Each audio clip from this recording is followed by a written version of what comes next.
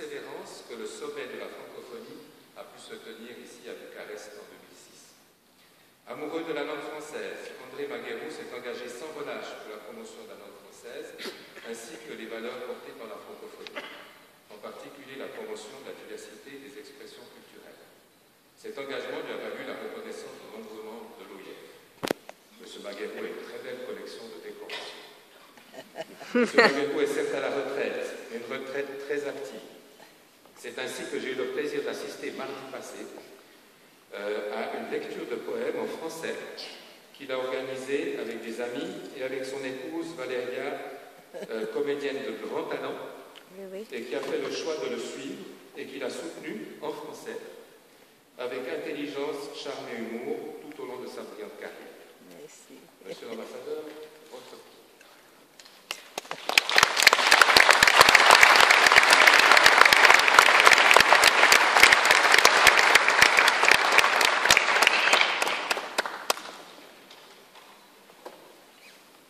Monsieur le Président de la République, Monsieur le Ministre,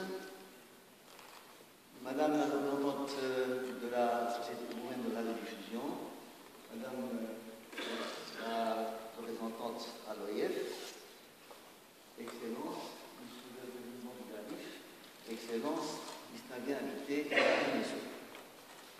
C'est avec une profonde gratitude que je reçois de vos mains ce soir, Monsieur l'Ambassadeur, le prix du GANIF 2013. Pour toute mon activité dans le domaine de la francophonie institutionnelle. C'est effectivement la plus belle récompense qui puisse m'être offerte 7 ans après le point terminus de ma carrière, à la veille même de mon anniversaire, à l'âge, hélas, de l'irréparable outrage du temps.